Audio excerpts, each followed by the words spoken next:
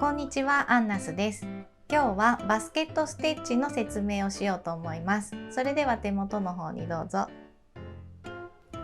はい、バスケットステッチの説明は結構いろんなところでしているんですけど、単体で説明したことがなかったのでちょっとやってみようと思います。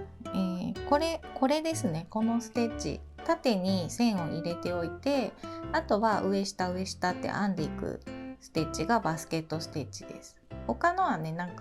これもバスケットステッチですね。他のはいろいろ違うステッチですね、これは。なので今日はこの説明をします。で、バスケットステッチって名前なんでバスケットだけに使えるかと思いきや、こうやってこれクリスマスの図案なんですけど、こうやってその色を変えていくと編み機みたいな感じで考えてもらうといいんですけど、縦糸に何色何色入れてって計算してこう編んでいくと、これタータンチェックのつもりなんですけどそういう感じでこう柄ができたりとかもしますね。で、こっちのバスケットステッチはちょっとこう間隔をわざと開けています。開けて縦ぎゅうぎゅうに詰めないでやって、こういうバスケット風にしたりとか、これはね5番糸で刺しているんですけど、ぎゅうぎゅうに詰めてやるとそういういろんな柄ができたりとか、あと紙にもできます。紙は2023年のカレンダーがこのバスケット刺繍をやっているんですね。そうだから裏がね、あんまりもうバックステッチだけで裏が仕上がるので紙に刺すこともできます。なので結構ね、いろいろアレンジすればこういう感じで面白いのができるので、ちょっと説明したいと思います。まず玉留めして、四角いものは端からですね。サテンステッチの時と一緒で、さっきの丸い図案にしたい場合は真ん中から刺して左右に広げていく。で、編む時は真ん中から刺して上下に広げていくっていう風にやります。基本の四角いものをやっていこうと思います。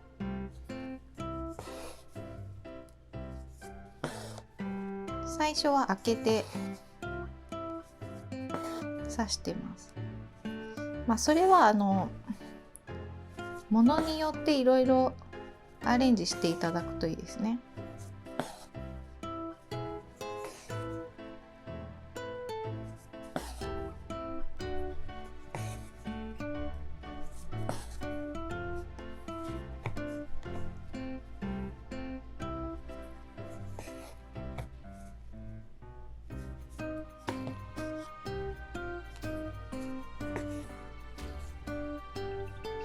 はい、ちょっとバラバラしてますけど、ここまでできたら、また下の端っこから上下って感じでこうくぐらせていきます。順番交互にですね。で、編み終わったらここに刺す。で、次も反対からちょっとくるっと変えて、利き手の方に針があった方がやりやすいんで、布をくるくる回してこういう感じでやっていきます。で、こうやって糸がちょっとこうつったりする場合は針で戻して整えながらやっていきます。上下、さっき下に入ったんで今度上からですね。上下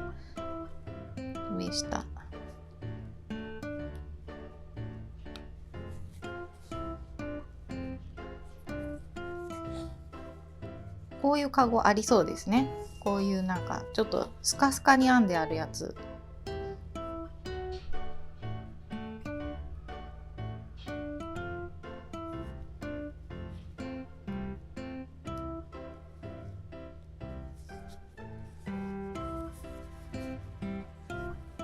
はい、これでこういう感じでちょっとここがつっちゃいましたね。はい、基本的にはこういう感じです。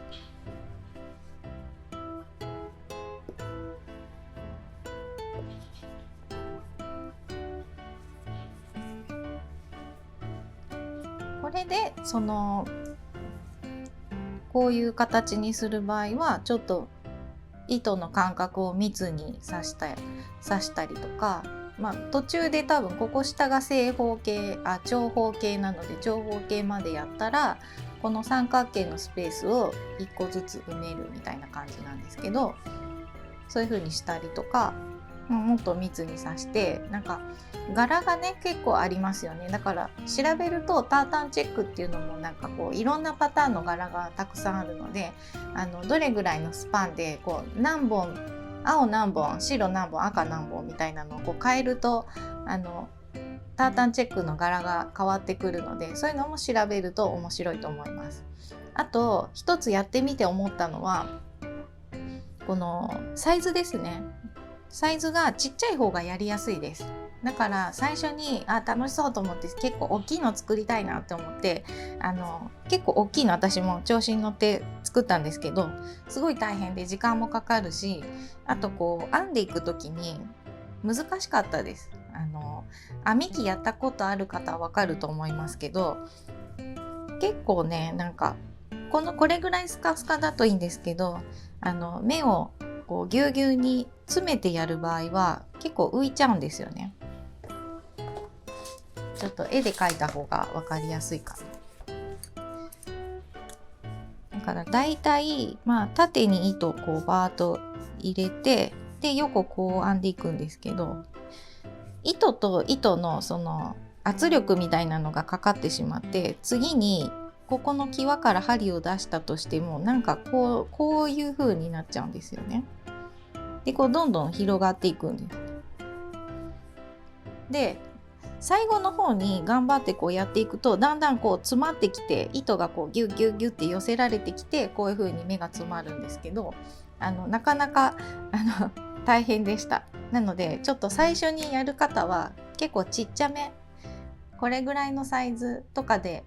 やり始めるとちょうどいいと思います。でそこからバリエーションいろいろ自分で探してやってみると面白いと思います。以上です。いかがでしたか？チャンネル登録といいねボタンをよろしくお願いします。それではさようなら。